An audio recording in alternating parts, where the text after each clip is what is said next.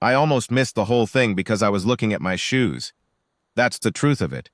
I was 78 years old, sitting in the second pew of a chapel in Cedar Grove, wearing a suit my grandson had to help me button, and I was studying my own shined-up shoes because I didn't want to watch Eleanor Voss humiliate that girl one more time. It hadn't started that morning.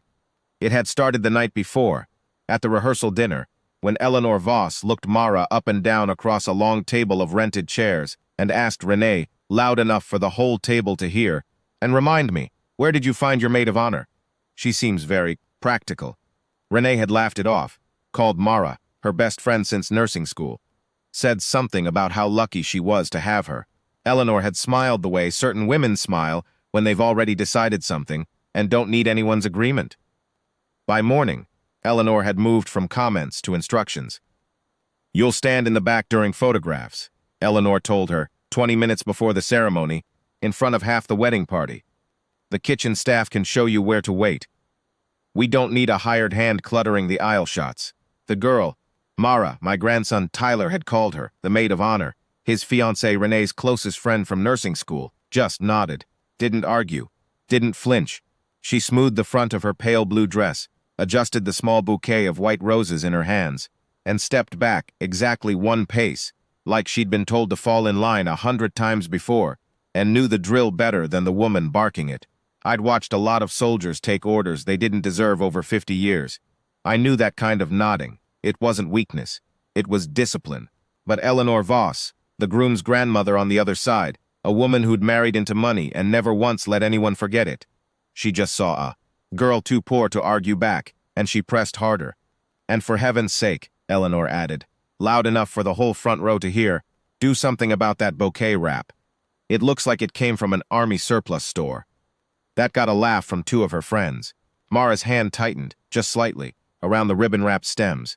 Then she smiled, a real smile, calm as still water, and said, "Thank you, ma'am. I'll see what I can do." I looked away. I was ashamed for her, and a little ashamed of myself for not saying something. I'd buried my own wife 11 years back, and there were days I didn't have the fight in me I used to. So I looked at my shoes, and the organ started, and the ceremony began. The wrap on that bouquet was tan canvas, sun-faded, stitched along one edge with green thread in a shape I didn't place at first, just cloth.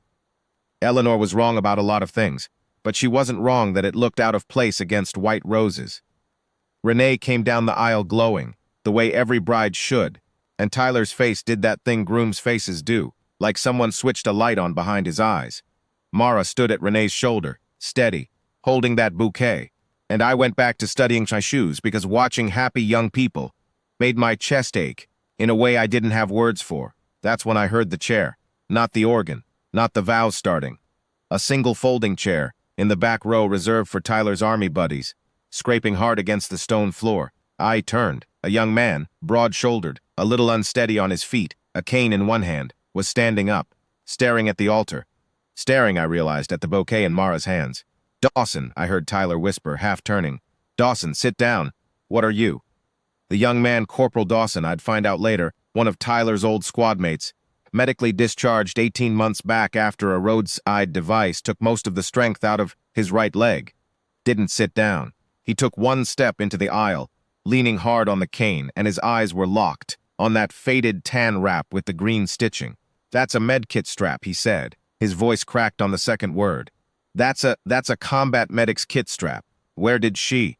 The whole chapel had gone quiet in that particular way a room goes quiet when something is happening that nobody invited, but everybody suddenly needs to see. Mara hadn't moved, but I saw her shoulders change, just slightly, the way a person stands when they've been recognized after a very long time of not being recognized at all. "Ma'am," Dawson said, and he wasn't looking at the bride now. He was looking past her, at Mara, and his voice had gone from cracking to something else, entirely, something I hadn't heard a young soldier's voice do in a long time. "Ma'am, did you carry that out of Helmand?" A murmur ran through the back rows. 11 other young men, I counted them after, 11, plus Dawson made 12, were sitting up straight now, turning, looking at the same strip of canvas like it was a flag going up a pole. Mara looked down at the wrap in her hands. Then she looked up, not at Dawson, not at Eleanor, not even at the bride. She looked, for just a half a second, at me. I don't know why. Maybe because I was the oldest man in the room, and she figured I'd understand what was about to happen before anyone else did. It was the only piece of canvas I had left when I ran out of bandages, she said quietly. I didn't want to throw it away. Dawson's cane hit the floor. He didn't fall. One of the men beside him caught his arm, but the cane clattered against stone, and the sound of it seemed to go through every person in that chapel. That's her, he said, and now he was saying it to the other 11, his voice rising, breaking wide open. That's Ren. That's the medic from the Kestrel convoy. That's the one who... He stopped, pressed his free hand flat against his chest like he was holding something in. She kept for us alive on that road for 40 minutes, with nothing but 2 kits, and her own jacket for a tourniquet. Nobody ever found out her name. She got pulled out on the medevac before any of us came to. I spent a year and a half thinking I'd never get to. He couldn't finish it. I want to tell you the chapel erupted, but it didn't. It did something quieter and bigger than that.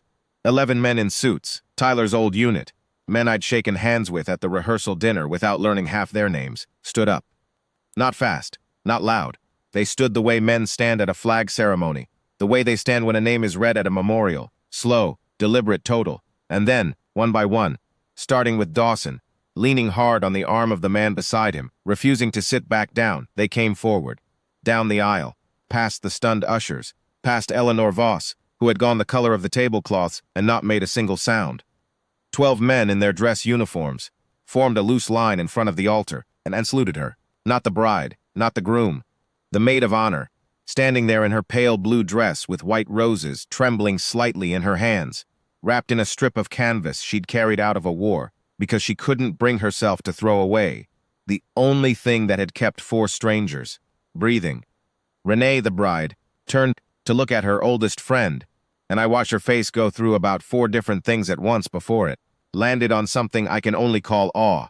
Tears were running down both their faces now, the bride's and the maid of honors, but Mara's spine never bent. She held that salute's gaze the way she'd held everything else that morning, steady, composed, like she'd been trained her whole life to take whatever came and not let it break her. Dawson spoke again, quieter now, just for her, but the chapel's silence carried it to every corner. We never got to say thank you, Ren. We've been trying to find you for a year and a half. You don't have to thank me, Mara said. Her voice shook for the first time all morning. I was just doing my job. No, ma'am, Dawson said. You were doing a lot more than that. I looked over at Eleanor Voss. She was staring at the canvas wrap, at the green stitching she'd mocked not 20 minutes earlier, and her mouth was working like she wanted to say something, an apology maybe, but nothing was coming out. Her son, the groom's father, had his hand on her arm, and for the first time that whole weekend, I saw the woman look genuinely small. Nobody said a cruel word to her. Nobody needed to. The truth had walked down that aisle in dress blues, and it did more than any scolding ever could have. The minister, bless him, didn't quite know what to do with any of this, but Dawson solved that too. He turned to the bride, gave a small, respectful nod and said, "Sorry to interrupt your wedding, ma'am. Please, continue." And he and the other 11 filed quietly back to their seats, every one of them glancing at Mara one more time on the way, like men checking that something precious was really there. The ceremony went on. Renee and Tyler said their vows with tears still drying on both their faces, and when it came time for the rings, Mara stepped forward and handed them over with hands that were perfectly steady again, because that's what she did. That's who she was. She held things steady for other people. She'd been doing it since before any of us in that chapel had any idea who she really was. I found out the rest of it later, at the reception from Tyler. How Mara had served 2 tours as a combat medic before nursing school, how she'd been pulled off that convoy on a medevac, with a piece of shrapnel still in her own shoulder, how she'd never once mentioned it to Renee in 4 years of friendship because, in her words, it wasn't really my story to tell at someone else's wedding. Dawson and the other 11 found her at a corner table not long after the toasts. I watched the whole thing from across the room, with a glass of punch I forgot to drink. They didn't crowd her.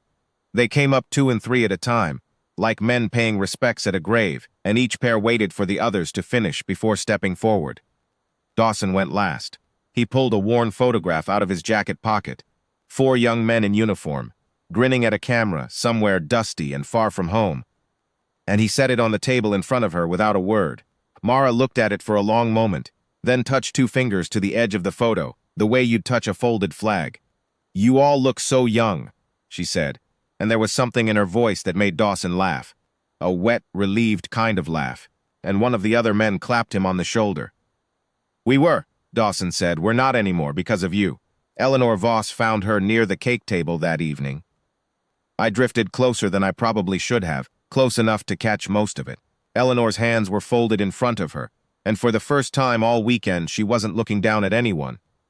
"I owe you an apology," Eleanor said. "More than one, I think." She glanced toward the corner table where the photograph still sat, and her composure slipped for just a second. "I called that rap army surplus. I had no idea what it actually was, what it had done, what you'd done with it." "It's all right," Mara said. "It isn't, though." Eleanor's voice had lost every bit of its sharpness from the night before.